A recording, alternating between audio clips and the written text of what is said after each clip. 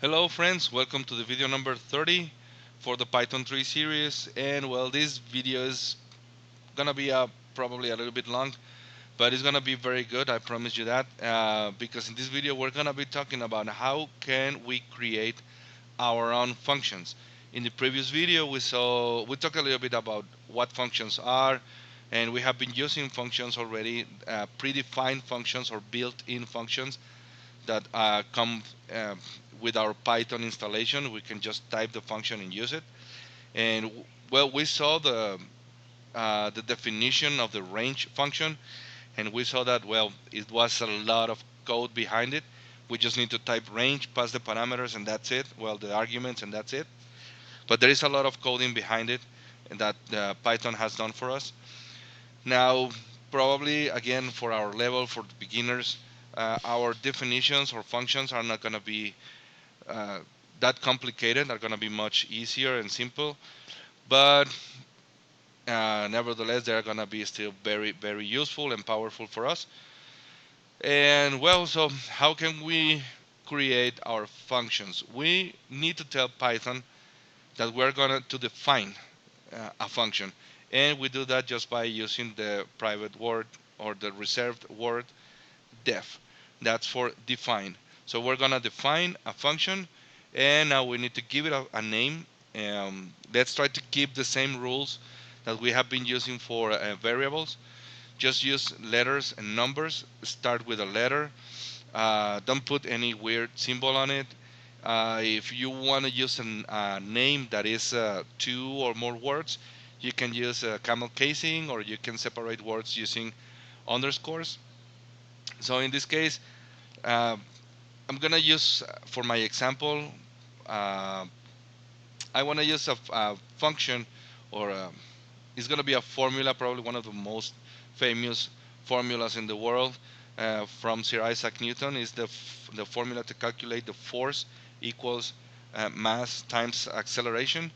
Because I wanna use two parameters, right? Just to use as an example, you can create functions with zero parameters, one parameters, two, or how many parameters you need. And the parameters are basically pieces of information, values that the function needs to do its job, right? So in this case, again, I'm gonna name it force, and then we put the parentheses for the parameters, and we finish with our colon.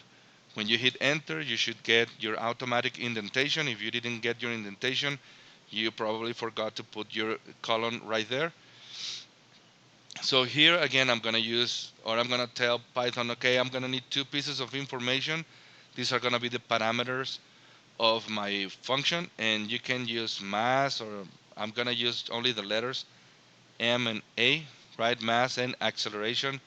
Again, you can name it however you want. And well, basically F, or the force, right? F equals M times A. And then I'm gonna print mass equals comma M comma acceleration equals whoop, A comma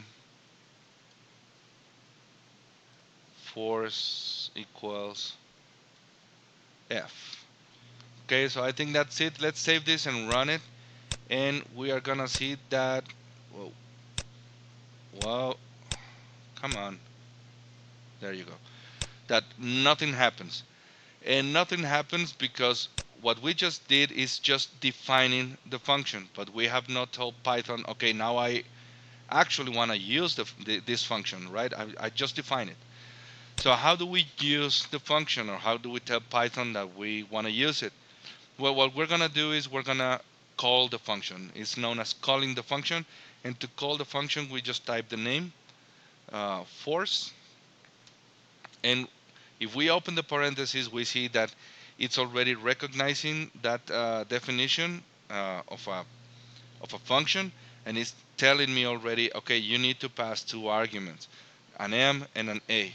If for some reason I just close this, save it, and run it, and I didn't pass any information to it, I get this error says missing two required positional arguments, M and A.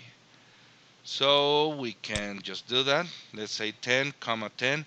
Now it's very important that when you are testing your functions, pass values to it that are going to take you to a solution that you already know, right? So that you are sure that the function is doing what it is supposed to do or what you are expecting it to do. So let's just run it. And so we now see, okay, the mass is 10, the acceleration is 10, and the force is 100. So looking good so far. Now something we can do to avoid that error that we just saw, uh, we can give the function predefined or default value. So I can say mass equals 1 and A or acceleration equals 1. So if I call the function without any arguments,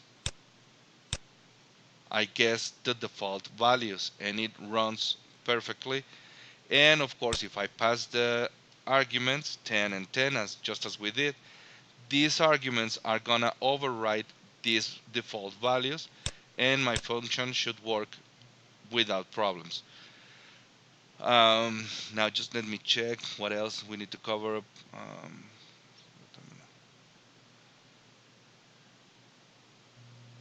Um, okay, now that we have done this, let's see that we can, for example, call just one or use just one parameter or pass just one argument. For example, I'm gonna pass the acceleration equals 7, right? Let's just do this. And well, what Python is gonna say, okay, I'm gonna use the default value for the mass, and then you are telling me that the acceleration is 7, so the force is gonna be equal to 7, right? So pretty cool. Now, comma mass equals 3. So I am using, or I am creating, not creating, I am passing the arguments or the values for my function in a mixed order. But it doesn't matter, it's not going to create a problem because um, well, I am telling Python, okay, this is the acceleration and this is the mass. So that should keep me covered. And well, Python recognize, okay, so even that you give me, let's say, backwards in this case, you give me first the acceleration and then the mass, it doesn't matter. You are telling me that the mass is equals to 3 and the acceleration equals 7.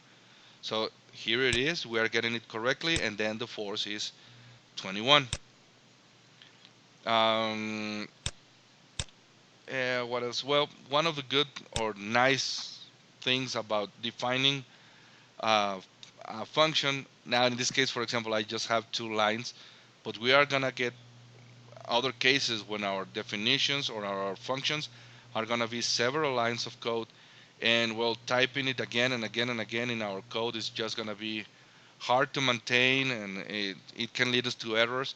So here we have all our code in just one single place. I know that it's working, so I'm going to wrap it in a container that I'm going to call, what I'm going to define as a function, and then I can call it as many times as I want.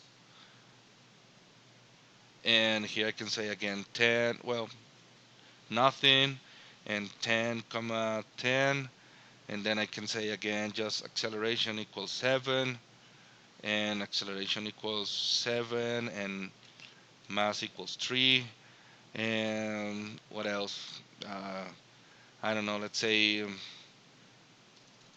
something like that, right? Let's just get rid of this. So I can just call my function as many times as I need, and I just pass the parameters, well, the arguments, and there it is. I just type the code once. I can maintain it in just one single place, and then I can use it as many times as I need. And well, the last thing I want to cover here is that we're going to have sometimes, or we're going to want to have sometimes, functions that return a value. Instead of printing something like I did here, let's comment this. Um, I'm going to use the reserved word return. and then I want to return f, right? This is what I am calculating or storing this calculation. I'm multiplying and then storing it here. So I want you to return this function. I want you to return the value in the variable f. Now, where is this value going to be returned to? Okay, well, we need to call the function again, and that returned value is going to be stored in a new variable. So I'm going to call this as force1 equals, and then I just call my function force, and I can pass my parameters or just leave it like this. I'm going to use my 10 comma 10, and well, then I can say do whatever I need. In this case, again, I'm going to print. Um, I'm going to say the force is, and well, the value in f1, which is going to be the returned value from my function force with these parameters or arguments, right? So the force is 100. So again, we can have functions that return a value to us. And well, I'm gonna leave the video right here. I mean, it's already 11 minutes, and in the next video we're just gonna finish talking about functions, because I want to show you how you can create a function that can take any uh, number of arguments. In this case, for example, it's already defined as just two arguments, and it has to be exactly two arguments. Well, unless we do what we already saw, just passing this one argument. Uh, but there are gonna be some cases where we're gonna need to, or we don't know how many arguments I'm gonna be passing. So we can do something in Python to allow it to receive one or three or four or as many arguments as we need. And also, we already talked in a previous video where we are going to review how we can unpack arguments, that, especially in functions, that can take a flexible number of arguments, right? So for now, that's it. As always, I hope that you have found this video useful. Thanks all of you for watching. Please don't forget to subscribe to the channel. And well, I hope to see you on the next video.